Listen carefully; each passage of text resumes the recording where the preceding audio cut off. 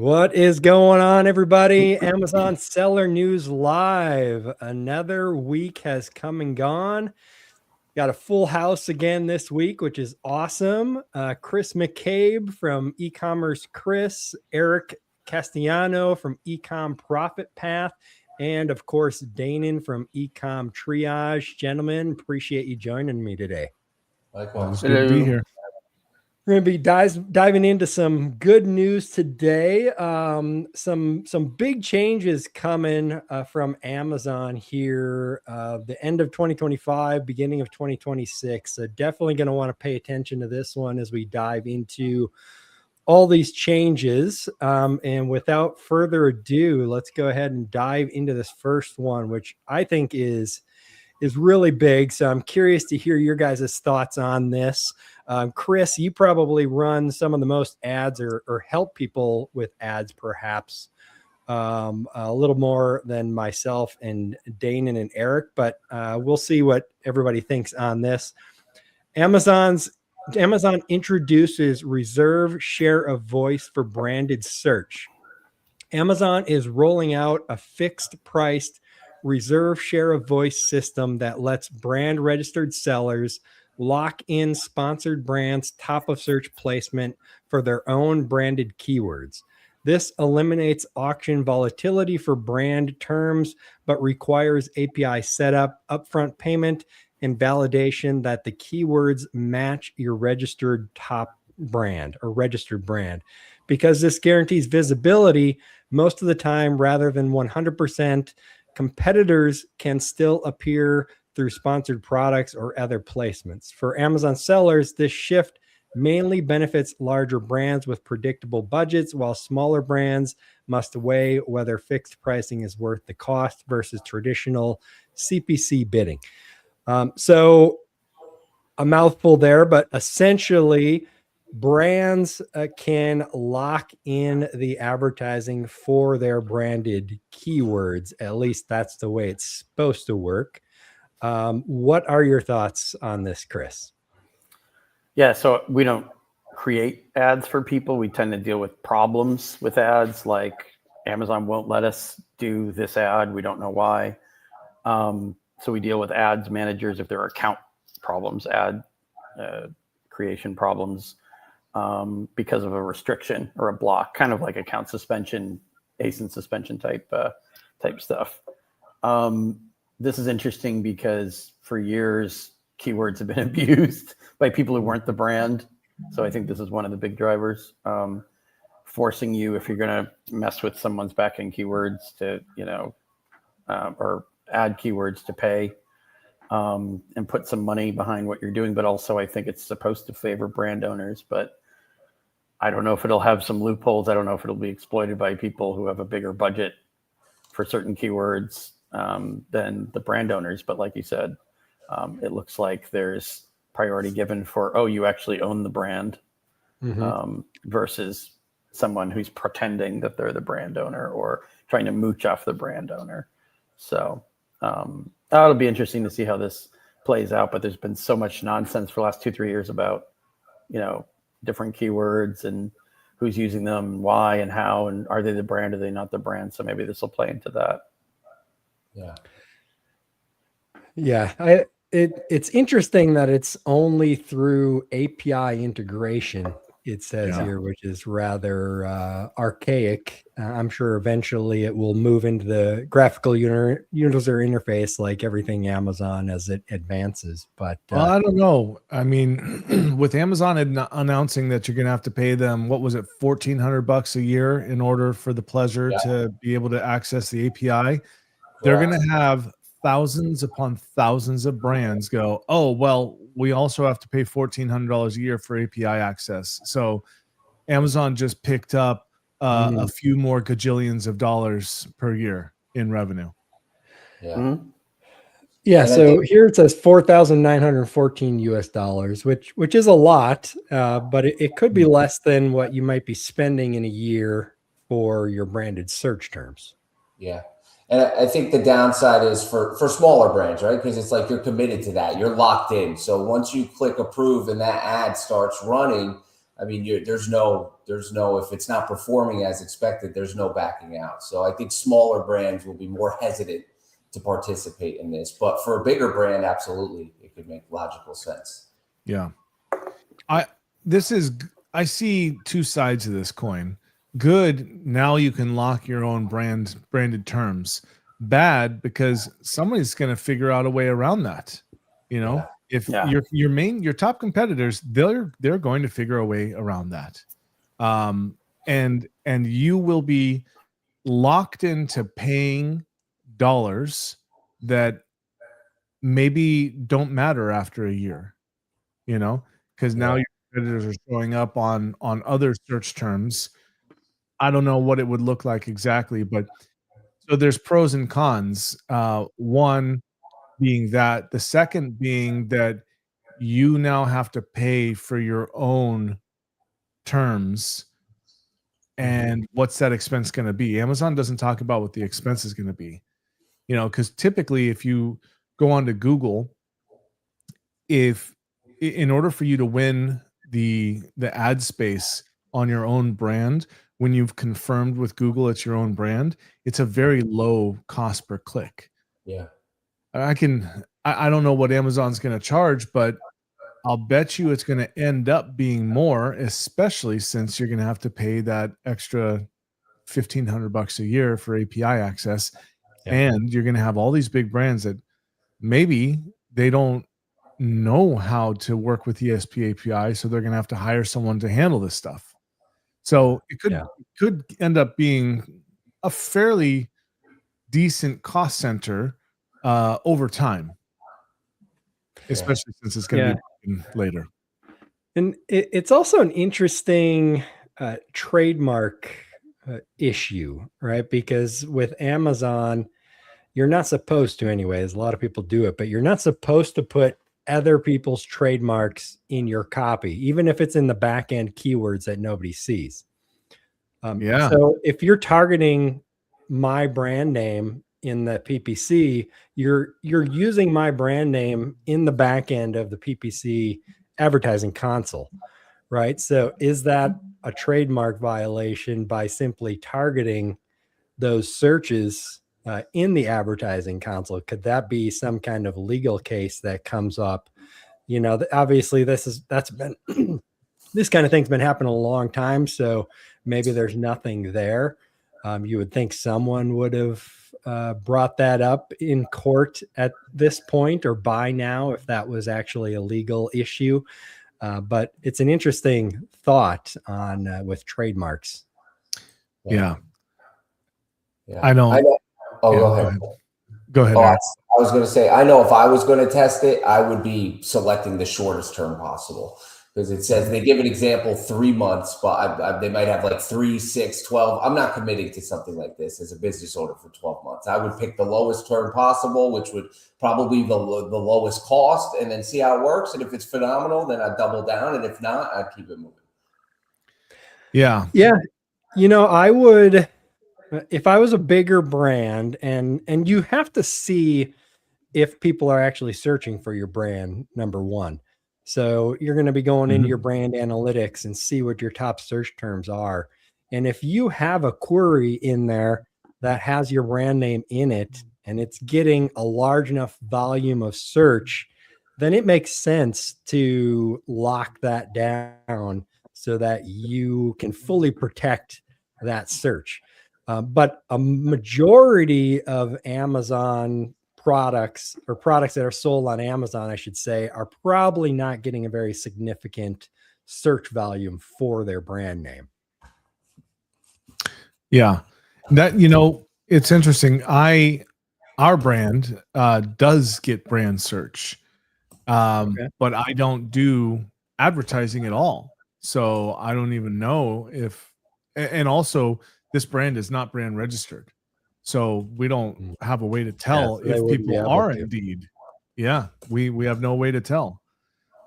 Yeah. But the product that you're selling is a brand that sells a lot outside of Amazon as well. Correct. Right? And I'm sure they run probably TV commercials and all that kind of stuff. So they've got brand recognition, where a majority of products that are sold on Amazon do not have brand Correct. recognition. Yeah, that's a very good point. I do know from the days where Amazon did give you lots of data that the majority of our conversions come from branded search. Yeah, very good. So yeah, for you, Chris, I can see this as a potential new avenue of, hey, I filed for this and Amazon rejected locking down my trademark or something like that. And you have to dig in and help them figure out through the API how to get Amazon to allow it. I think Chris may be locked up, actually. He has not moved in a while. All right. Hopefully he will come back. But, that's going to, like you said, Dan, that's going to be a whole new world where people are going to need help figuring this out through the API and fixing rejections from Amazon. Yep. I think it's a good thing overall, but I don't think it should be a very high price to do it. I think it should be a relatively low price. It should be very low price. Should be almost pretty much no price, really. Yeah, it should be. I mean, this is yet again just another way for Amazon to swipe money, in my opinion. Like, I'm glad it's being done. It's great that you're going to be able to lock this stuff in, but you own your brand name, right? Mm-hmm. And the whole, I just, if people are searching for your brand, then it should organically be showing up first, no matter what, because that's what the user is searching for. You shouldn't have to pay to show up when someone's looking for you, right? Now, if you've got good branding and in terms of your listing and stuff like that, you're going to show up organically anyhow. So what this is doing is basically Amazon saying, oh, by the way, don't worry, people are looking for you. You're going to show up organically. But all your competitors, because 98% of the SERPs page is paid ads now. If you want to show up in the paid ads, the PPC slots, then you can do that. But if you ask the average purchaser, Amazon buyer, they have no idea that they're clicking on an ad. Yeah, probably not for the most part. Yeah. So as far as the eyeballs of your consumers are concerned, you're not in position one if you're not in position one for advertising. Doesn't matter that you're in organically position one. Yep. That's actually position 5. Now, Eric, you as a part of your training that you do, you're teaching private label in addition to resale, right? Yeah, it's definitely not our go-to, but we have some private label brands ourselves, and obviously a lot of resellers start launching private label brands. So we definitely have the knowledge to help grow the private label business as well. But it's not our primary focus. Primary focus, wholesale brands, brand partnerships. Got it. Okay. Yeah, I guess I asked because I'm curious how much importance you put on brand building, outside of Amazon with a Shopify website, email newsletter, Facebook, Instagram, all that, TikTok shop, that kind of stuff. Yeah. So years ago, it was little to no importance, right? You could build a multi-million-dollar brand just on Amazon and be cool with that, right? But now with the changes in the fee structures, placement fees, low inventory level fees, I think it's become more complex. And in the past 2.5 to 3 years, we definitely encourage, if you're doing private label, you can't just be Amazon centric. You have to have your own marketplace and Shopify website and be running TikTok, and you got to be more diverse. I fully agree. Yeah, I agree 100%. Especially building, your social media and your newsletter. We're helping a brand launch that has a very large email list and a base of consumers that are used to buying from that email list and off their website. And so they were able to just send out an email and generate several thousands of dollars worth of sales right from the launch of the product on Amazon. So it's pretty amazing when you have that outside traffic and are able to drive it into Amazon to build your brand. Yeah. And you would have no use for that if you plan on being a one product business, because Yeah. the only thing you can do is like, and another deal, you know? Yeah. Well, in this day and age, I would stay away from, making random products and trying to grow them on Amazon. I'd really, especially if you're based in the USA or Europe, Mhm. you need to build a brand identity that people connect with if you're going to compete with just all the cheap knockoffs that are inevitably going to come. I agree. Yeah, for sure. All right, cool. Let's go ahead and jump on to the next article here. Speaking of Europe, Amazon cuts seller fees in Europe amid Shein and Temu price war. So Amazon is making one of its biggest fee reductions ever in Europe, slashing referral fees for low-priced fashion, home goods, pet clothing, groceries, and vitamins to stay competitive with ultra cheap marketplaces like Shein and Temu. These cuts drop some referral fees from 15% down to as low as 5 to 8%, along with reduced fulfillment fees across major EU markets. So I wanted to talk about this because in the past, we've talked a lot about the importance of competition to Amazon, which is still relatively minimal in the US, but it looks like it's starting to cut into their market share enough in Europe that they're actually having to cut prices and fees for sellers, which is great for us. That was exactly how I read it too. And that article also says that February 1st, that they're going to cut home products from 15% to 8%, which is like, if you have, I can't do the math publicly here, but if you're cutting your costs to your fees to Amazon in half there, I mean, for some people, that's a not insignificant increase to their profit. Yeah. You You know? figure a 1999 product, that's $1.40 back in your pocket with that 7% referral fee change. But I can't help but read this. I can't help but read this and laugh because look at what happened in 2025, right? Big announcement, no changes in fulfillment fees. Boom, hit us with low inventory level fees, placement fees. So Amazon's going to make up for this somewhere else. And I'd imagine in 3 to 6 months, we'll hear what that new change in EU is going to be. Yeah, well, absolutely. They'll be fulfilling all of the Shein and Temu orders. Right. That's right. Yeah. And now we've partnered with Shein and Temu, and we fulfill for them. You can fulfill your FBA inventory.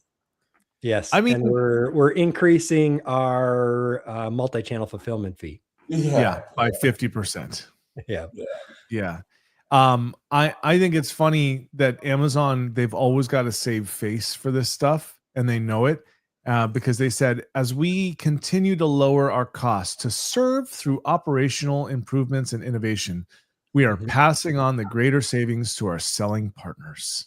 Oh yeah. If the ever I've heard a load of horse crap, that's it. Like they care about profit. Like they're a public company now, you know? Yeah. Well, every company does that. Every big company, especially, they have their entire marketing and promotional team making sure everything sounds nice and fluffy and rainbows and kitty cats and all that stuff. Exactly. And that's all that is, it's a public statement to appease the masses. Yeah. There was a big Amazon event back in October in New Jersey, Sellers United, and Amazon was supposed to go to that event. And that's right when they were making the announcement of the 2026 announcement for fee changes.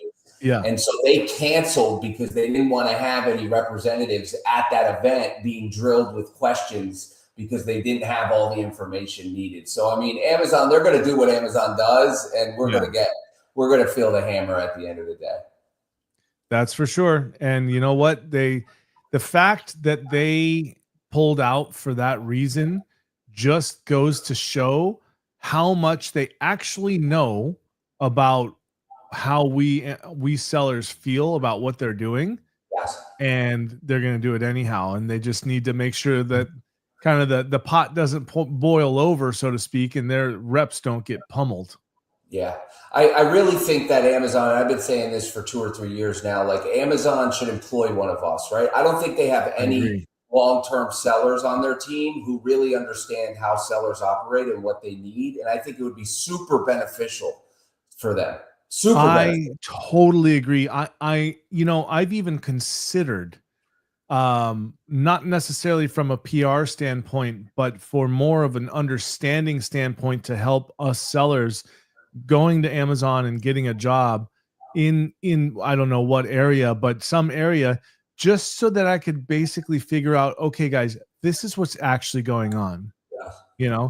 Because Amazon, as we know, is so siloed, and they have such high turnover in so many positions that the people that work there don't know what's going on, and they don't have the experience that we do in terms of what we see on the ads platform, what we see in the product display, the product details page, what we see in terms of buyer behavior and conversions and all that kind of stuff, changes that they make that negatively impact or positively impact us. They don't know that stuff, right? And if they did employ, and I'm not talking about employing influencers in this space, talking about people that are in the trenches of Amazon, operators, yes. And they need to, even on a fractional basis, where they can go, hey, what's happening? And this person can go, this is what's actually happening. And then, but Amazon needs to care enough to be able to do that. And there are, don't get me wrong, there are lots of awesome people that work at Amazon. I have friends that work at Amazon, and they do care. They do care. But most of them, their hands are tied because they don't know how to make an impact to resolve the thing, Mm-hmm. Yeah, well, that really is where the competition comes in. If we want Amazon to support sellers more, they're not going to do it unless they have to do it. They're going to focus on providing the best experience for the customer, not necessarily good experience for the sellers. Now, I did just recently have a relatively good experience with Amazon support, because this new company that we were launching that I was talking about earlier,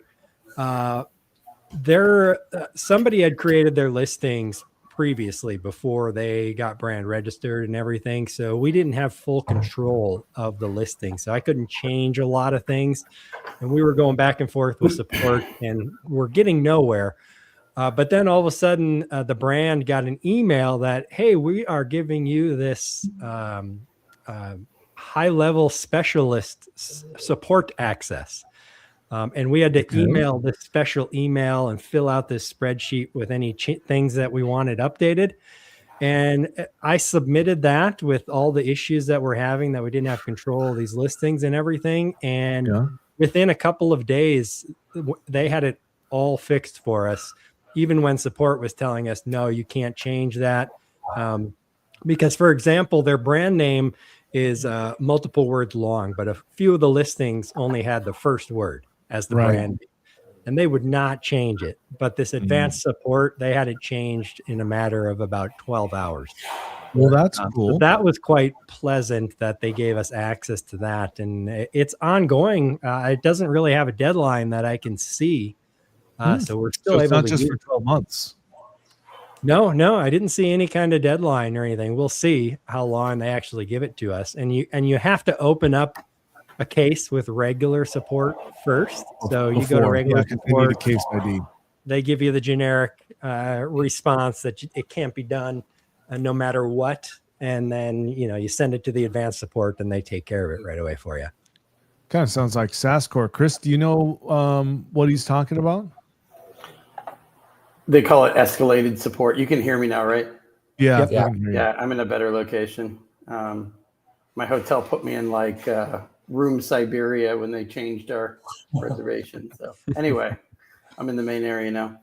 Cool. I haven't heard a lot of positive feedback about it.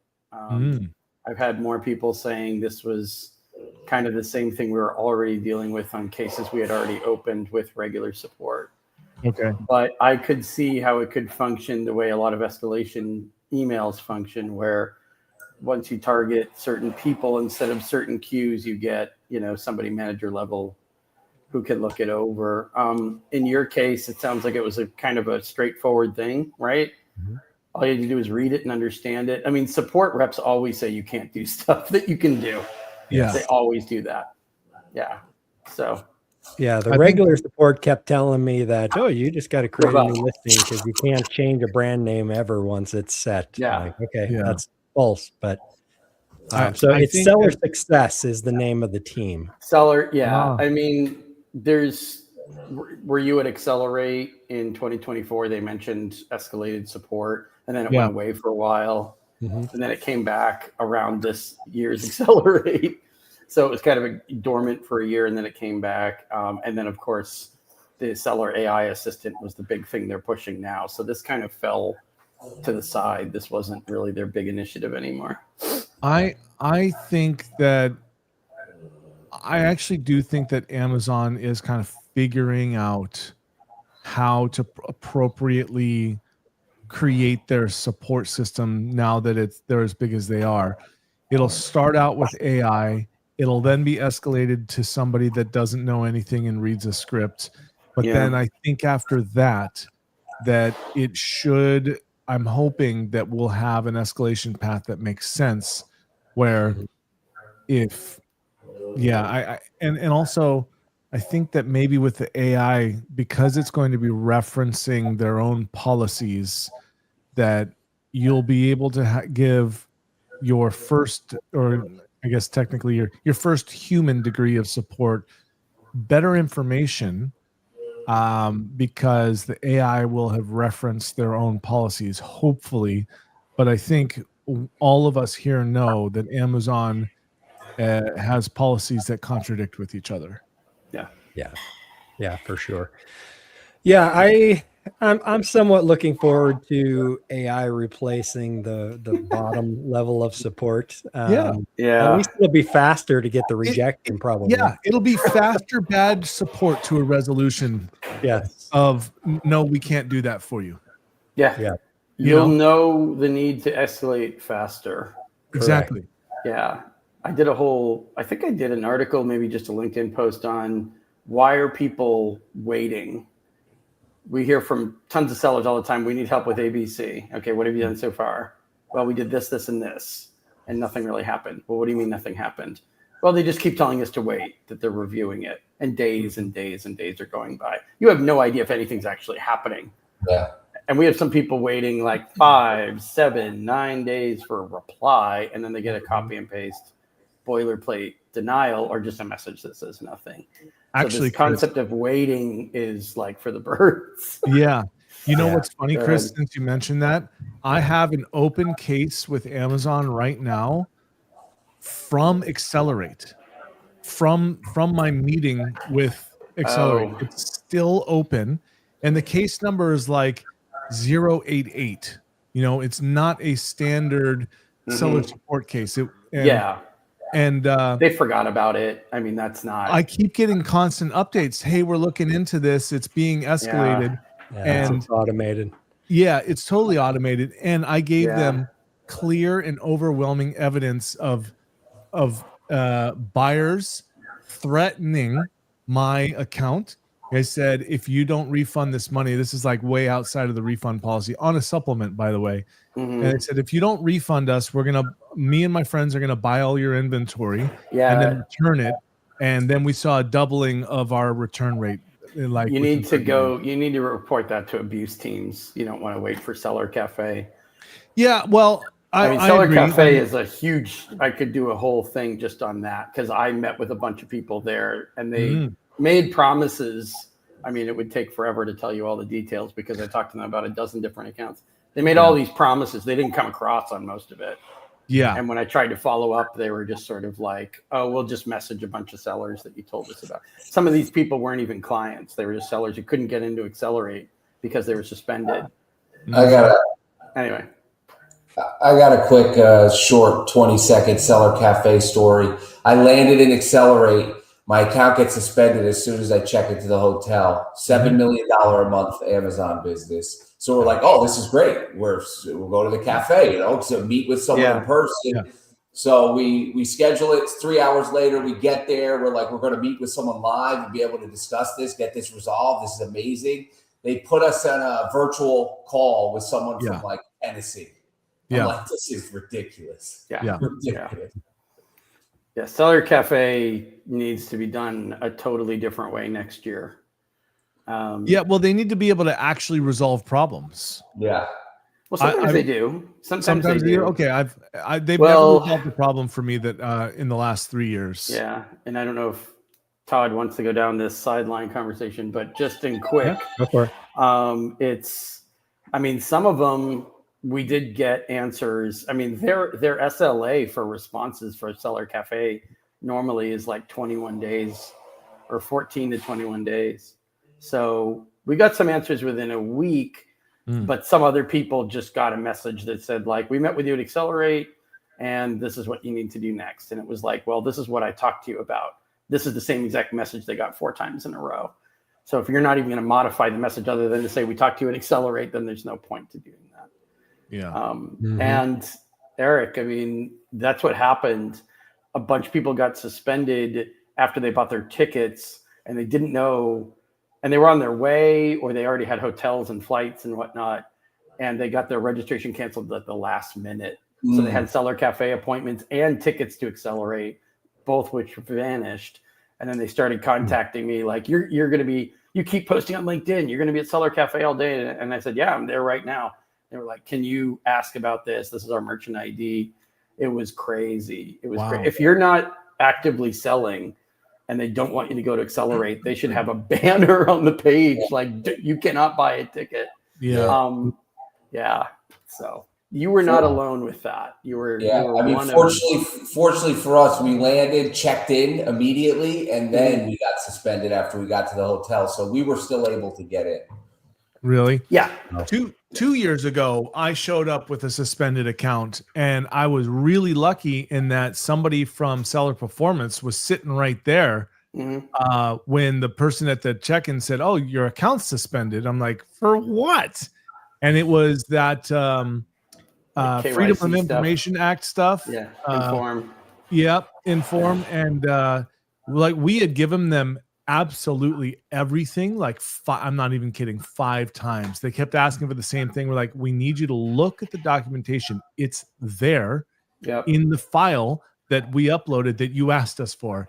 And by the time I showed up at Accelerate, my account was suspended and I lucked out. The guy was right there. I was like, yeah, cool. I'll have this handled by tomorrow. And he did. Last year was totally different. I showed up with suspended sellers. We sat with people, we talked through it. And by the end of Accelerate, they were reinstated.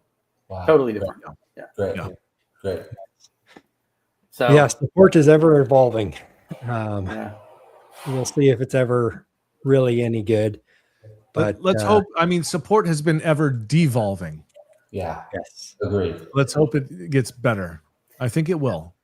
But if they're planning on getting rid of all the support reps or replacing them with AI, everyone seems to be for that anyway, right? So like now would be the time. as a first tier of support, I actually do think it would be better. Yeah. I don't think it could get worse on the first tier because AI is just going to have access to all the data immediately. They're going to know all the policies and procedures a lot better than, some guy sitting in a place in the Philippines reading a script on the screen, Yeah. Where his whole statistical analysis is based on how quickly he can close cases. Yes, that's for sure as well. All right. Well, let's go ahead and jump on to the next article here. Chinese sellers are abandoning mainland registration. A surge of Chinese Amazon sellers, 780 in November alone, shifted their legal entry from mainland China to Hong Kong after Beijing's new rule requiring platforms to report quarterly sales revenue data took effect. For Amazon sellers in the US, this shift matters because it reduces the tax advantages Chinese competitors have long used to undercut prices, potentially leveling the playing field. However, experts note that Hong Kong registrations may not shield these sellers from Chinese tax enforcement. So before we jumped on the live, Chris, we were talking a little bit about something similar to this, not exactly the same, but you're dealing with or seeing a lot of Chinese sellers who are trying to open up, Delaware, USA-based companies. A lot of, this is a huge topic that we've had all through 2025. So numerous people saw this coming. I didn't know this was going to be the move or announcement by the Chinese government, but they obviously did, because they've been approaching us all year with like, can I have a virtual office, in Wyoming or Delaware, like you said. And then I said, you know what, I'm not somebody that tells people it's okay to have a virtual office. I always say, you're going to get flagged for that. You want to be safe, have a real office, open an office in the United States and try to create a new LLC and then go to Amazon and say, I need a new account for this new LLC. Then you get into like, are you going to be selling the same stuff or not? And that's a complicated question. But just to answer your question, the first part of it, we are now getting tons and tons of people who are like, I either want to change my China address to a US address on an existing account, or I need help opening up an account under a new LLC in the United States and then getting a new account for that. Depending on the complexity, sometimes I'm just introducing them to people who open accounts at Amazon. Like, I'm not offering that as a service. I'm just like, you got a few moving parts here. And, some of it's like, you keep saying you don't need to have US based personnel. I'm kind of saying now you do. And you got to figure out what kind of expense you want to allocate for that. But some questions are so tangled that it's even tough for me to answer. And I try to direct them in the direction of Amazon teams who are dedicated for that sort of thing. Yeah. Yeah, it was definitely interesting news when China decided that they wanted to get the data from Amazon so that they could tax Amazon sellers on the revenue that they're making in the United States.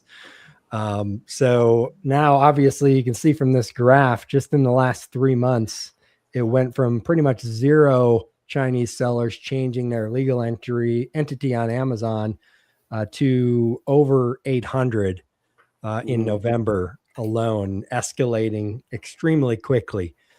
So they're just trying to escape China's taxes by going to Hong Kong, which the effects of that is hard to say. Technically, China took over Hong Kong, a few years ago, they marched in and kind of took it over. Technically, it's still a separate entity over China, but under direct Chinese control.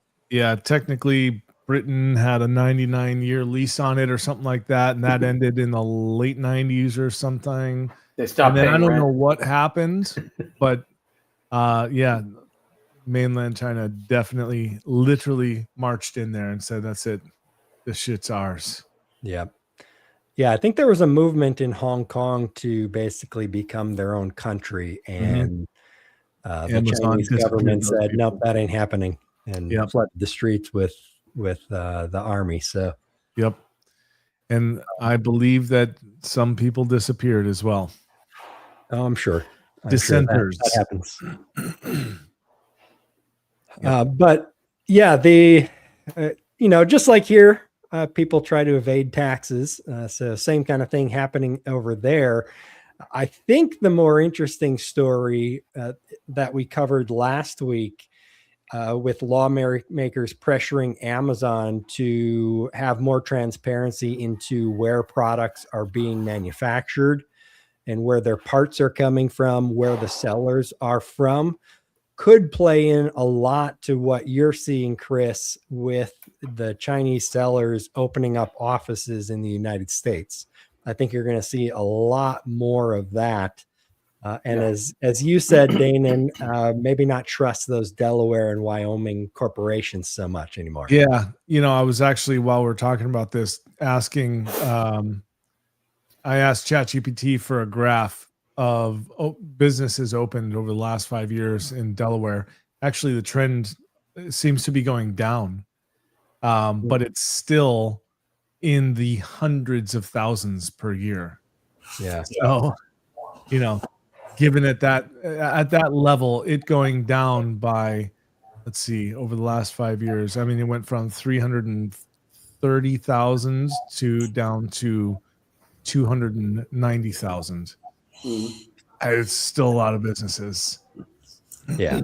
So, yeah, definitely. So even if you want to track that, you're going to have to not only track where the product is made, where its components are made, and where the seller is registered, but also where the owners of the LLC are from. right. If you really want to have an idea. So there's a lot of layers there, whether And it's not all the public. government can pull that off to actually effectively track that and then actually force Amazon to display that data.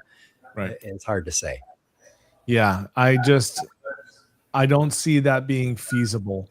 Certainly not if you're going to a listing and you're going, hey, where's this seller from? Oh, Delaware. That's all you're going to see right now. And that data used to not even be available. Like Amazon didn't display any data, 5, 6, 7 years ago. There was no information about your company on Amazon. And so now that there is, I mean, I can't imagine Amazon. I don't know. I can't imagine them adding so much data that you can basically extrapolate, oh, this is a Chinese seller, or this is a seller in Uganda, and it would be great if they did, but that's only because I'm biased on who I want to buy from. But Amazon doesn't care about that. And a matter of fact, many years ago, it may have been 10 or more, no, it was less than 10, but they actually had the option to buy from American businesses. There was a little flag that you checked in the top right, said only display American businesses. And they removed that a long time ago.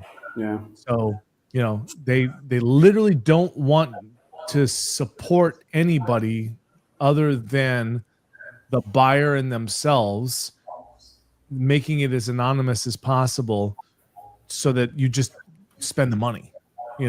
That's what I think. Yep. Yeah. It's I could see that switch coming back as a minimum, just from the pressures from lawmakers. They're like, okay, we'll turn this back on, and then you can filter by seller, basically. I hope. Yeah. So we'll see. It's going to be interesting to watch. I mean, it's a never ending battle that will be going on forever through all time, I'm sure. Yeah. Yeah, my wife, being a very well educated buyer, since she's been selling on Amazon for 15 years as well, she investigates who the sellers are before she makes a purchasing decision. Yep. Same. I don't think that's why I like the Helium 10 plugin. I have the Helium 10 plugin on, and then it shows the flag of the country that the seller's from. Yeah, yeah. So it's always nice to be able to scroll through and see that really easy. Yeah. All right, let's jump on to our last story here. And I think this is a super important one for all the sellers out there, especially if you're a reseller. So Amazon to end FBA commingling. Amazon is eliminating FBA commingling on March 31st, 2026. Meaning sellers' inventory will no longer mix in pooled bins, and every unit shipped to customers must be traceable to the specific seller who supplied it, which is a good thing. For Amazon sellers, this dramatically increases accountability and reduces counterfeit risk, but it also forces operational changes, including new barcode requirements and the end of Amazon's labeling prep services. Brand registry sellers with brand representative status can still ship stickerless using manufacturer barcodes, while all resellers must apply Amazon barcodes to every unit going forward. So I'm curious on all your guys' perspectives because we're going to have a couple unique ones here for sure, at least. Because I know myself, Danon, and Eric, we do a lot of reselling. And Chris, you're going to probably be working with a lot of brands that are really happy about this. For us resellers, it may involve having to create some new SKUs and start labeling a lot more products than we used to. So we actually don't do a lot of reselling anymore. We're actually just down to the one product that we're selling, or the one brand, I mean.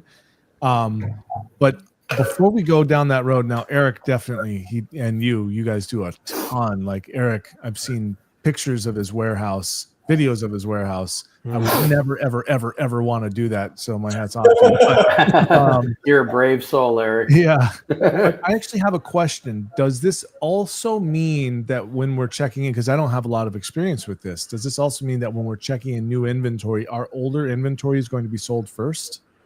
I hope it does.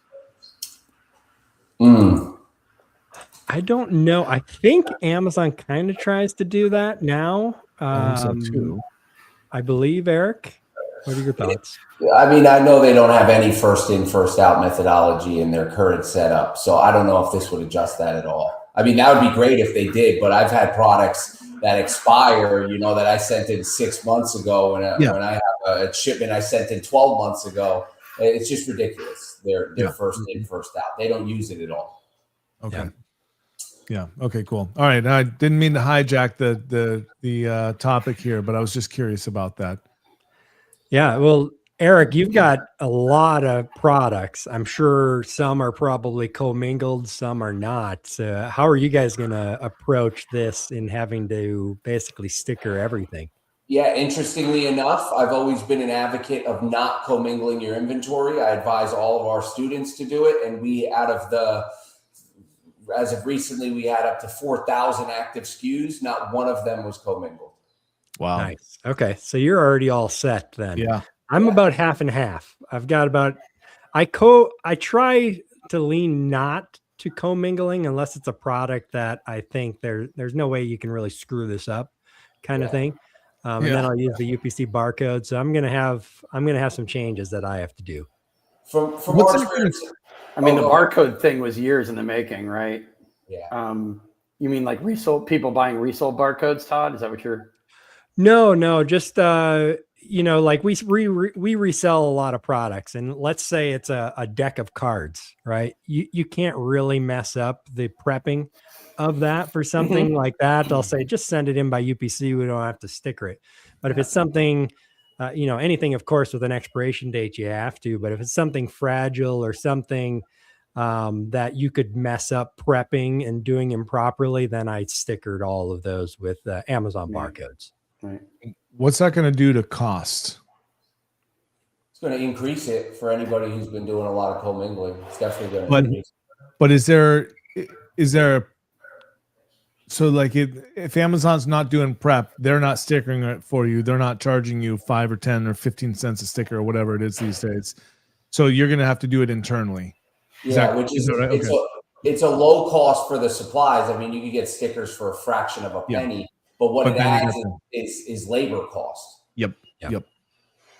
Yeah, the labor's the big thing. You're going to add, I don't know, 10 to 25 cents per product for stickering them. Perhaps it depends on your volume. Maybe down to like 5 to 10 cents when you add in labor and everything else that goes into it.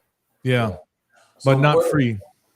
Yeah, not free. We're using we've shifted a lot of our business to prep centers, so primarily prep centers now. But in full operation at our 50,000 square foot warehouse, our average cost to produce one ASIN, which we call our PCPA, production cost per ASIN, which is taking all of our monthly expenses and dividing it by the monthly orders prepped and in our warehouse, was about $1.25.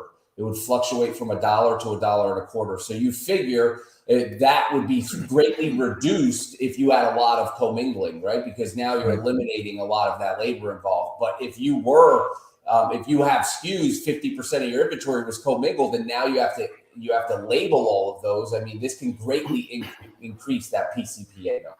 Yeah, and not only that, you're going to have a period of time, months for sure, figuring out the best methodology to optimize it to be able to do it as efficiently as possible. Yeah. Yep. Did you say, Eric, your prep cost per product is about $1? Yeah. Okay. Yeah, that's about the same as mine. I figure about $1.25 per unit for prepping. So it fluctuates between $1.25. When we added web development, it was up to like 160, 170. But we like to have the two numbers with web development, without it, because there's a cost of operating, and then there's a cost of operating considering the growth of the future business with development. Gotcha. Okay. So what are you hearing, Chris, from brands with this? And are any of them struggling? For example, the brand that I've been talking about that we launched recently, they got the email that they have to sticker all their products, even though they are the brand. So we're going to have to work with support to get that fixed. Probably because of the same issues that we've had with control the listings. We're running into that. So are you seeing any issues on your end with that? I mean, I've been telling everyone that comes anywhere near us to, if it's an option that you can take for your category, to get out of commingling for years, because all the nightmarish false accusations of counterfeit, people on your, I mean, if they're going to have an open marketplace where brands can't gate all their listings, that means somebody else can jump on, say that they're selling the same thing, but not be. Absolutely. They're going to post a lower quality. So this was evident years ago. I don't know how much content, articles, podcasts, whatever, over the years we've done. We used to do like kind of instructional webinars and things, and we would mention this every time, like run screaming from commingling. Whoever set up that whole concept, it was convenient and cost effective for Amazon, but they never considered the backflow or backlash to it. And it's like, I mean, hallelujah, if this is going to play out the way it's supposed to, but I mean, there'll be the usual bumps and stuff. But I mean, it's just been such a years long nightmare of some buyer getting the wrong. I mean, Amazon's supposed to be 100% about buyer experience, you know, and this wasn't it. So, I mean, it's good. And there are going to be brands. I mean, we still have brands who a lot of their listings or some of their listings will be flagged for review, and they'll say buyers had concern about the authenticity of your products, or they're just outright accused of counterfeit. I mean, do you know how many counterfeit disputes we do a year because brands are accused of counterfeiting their own products, which makes absolutely no sense, or violating their own intellectual property, like the IP disputes, which is kind of like how we started this whole conversation today. You were talking about trademark keywords, right? That created a whole other level or circle of hell with sellers. Sellers just historically don't understand that for intellectual property issues, you need intellectual property expertise. And they kept hiring this grab bag of Amazon lawyers that are floating around out there. Most, if not all of them, aren't IP lawyers. And that played into this whole commingling thing. They would be like, well, just send a letter to legal saying we're not counterfeiting our own products. And then it would take forever to get a response, or they would just get a generic response back. So it's like the cartwheel of other problems in other areas that spiral because something like this gets fumbled at the outset. So hopefully this mops up most of that. I think with Amazon stuff, if you attack the problem at the source, I mean, if they attack the problem at the source, 75% of it improves quickly. So, yeah. And this is another step, you know, towards the favorability of brand direct over resellers, I think. And Amazon has been pushing that way, because now the brand themselves are going to not have to sticker the product, and they're not going to be commingled. So they're going to save that extra expense, extra labor cost. So it makes things a little bit easier for the brand, a little bit harder for the reseller. But that's where brand partnerships, right, Eric? You and I did a full episode on brand partnerships. And so that's where brand partnerships really come into play. So you have that direct relationship with the brand, and you're helping them resell their products rather than just being a random reseller. Yeah, and they can give you that brand representative role in brand registry, so you can have the commingling opportunity. Yeah. That's exactly. I mean, that's what we've done with our supplement brand for the last decade. You know, it's just we are their Amazon sales team. You know. Yeah. Yep. I like it that way. Same here. All right, guys. Well, we are just going over the top of the hour, so we'll let you all get back to work. And I appreciate you coming on the show. Everybody out there watching, every Thursday at 12 p.m. Eastern, we do it. So until next time, have an awesome one and happy selling, everybody. Bye, everyone.